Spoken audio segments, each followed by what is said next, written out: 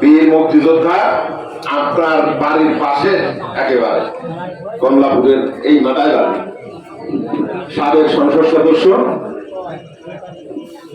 আমি বেশি ডেজিগনেশন লাগাতে চাচ্ছি সময় সব সেই জন্য বীর মুক্তিযোদ্ধা সৈয়দ মেহেদী আহমেদ রুমি ভাই, সাবেক সংসদ সদস্য এবং মাননীয় চেয়ারপারসন বাংলাদেশ জাতীয়তাবাদী দলের উপদেষ্টা মন্ডলের অন্যতম সদস্য।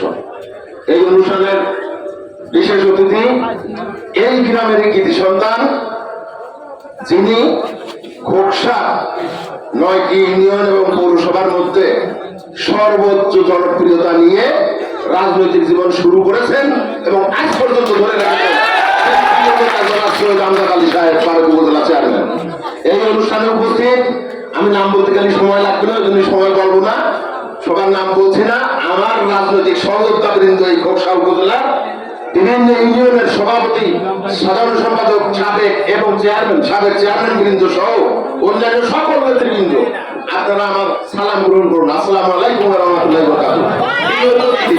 এত বেশি সময় লাগে আমার কথা শুরুতেই আমি প্রথমে আমাদের এই জানিপুর ইউনিয়নের কমিটিভুক্ত যাদের উপরে আমরা নির্ভর দায়িত্ব পালন করার একটা সুযোগ পেয়েছি, এই ইউনিয়নের দায়িত্ব দিয়ে তাদের মধ্যে অনেকে আমাদের মাঝ থেকে চিরতরে হারিয়ে গেছেন, তাদের আত্মার শান্তি কামনা করছি। তাদের মধ্যে উল্লেখযোগ্য এই ইউনিয়নের বাবু নিতাই ঘোষ, এই ইউনিয়নের সাবেক চেয়ারম্যান এবং এই ইউনিয়নের সাবেক বিএনপির সেক্রেটারি মণিমোহন চৌধুরী চেয়ারম্যান, এই ইউনিয়নের আরেকজন শ্রদ্ধাভাজন মুরব্বী আমাদের সবের তহসিলদার চাচা, এই ইউনিয়নে আমাদের টিভির দাদা, আমাদের বিদ্যুৎ বরণ বিশ্বাস সহ আমাদের অনেক নির্ভরশীল নেতৃত্বকে চিরতরে আমরা হারিয়ে ফেলেছি।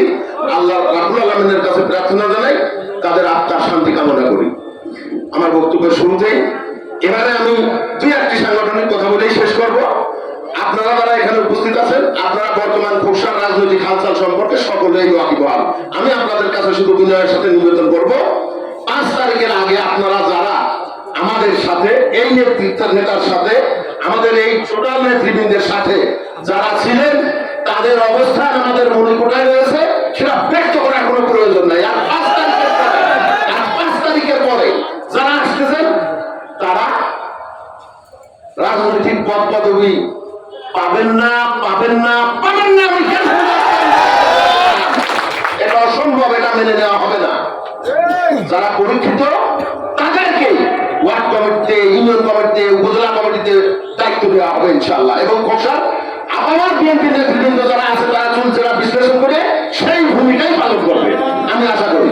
যাই হোক, আমি আর একটা কথা বলবো, সেটা হলো সৈয়দ মেহেদী আহমেদ রুমি ভাই, তার সম্পর্কে বেশি বর্ণনা দেওয়ার দরকার নাই। আমরা এতদিন একটা গর্ববোধ করতাম, আমাদের মনের মধ্যে একটা ফিলিংস ছিল, আমাদের এমপি কে সৈয়দ মেহেদী আহমেদ রুমি, একটা আলাদা একটা অনুভূতি থাকতো না আমার মনের মধ্যে। আমরা যদি ভবিষ্যতে বলার সুযোগ পাই যে আমাদের মন্ত্রী সৈয়দ মেহেদী আহমেদ রুমি, তাহলে আমাদের গর্বটা আরো বেশি লাগবে না? কাজেই রাজনৈতিক সচেতন, আজকে সবাই আপনারা রাজনৈতিক সচেতন, সবাই রাজনৈতিক সচেতন।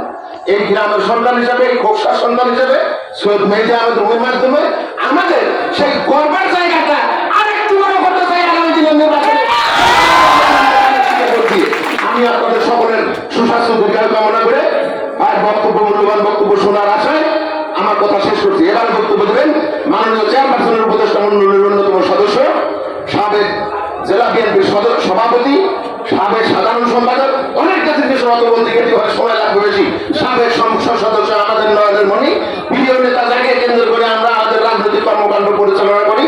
এবং আমি বিশ্বাস করি খোকসার 9টা ইউনিয়ন পৌরসভার বিএনপি যারা করে তারা সকলেই তাকে কেন্দ্র করে রাজনীতির চিন্তা ভাবনা করে এবং কাজকর্ম করে। আমাদের সেই প্রিয় নেতা জনাব সৈয়দ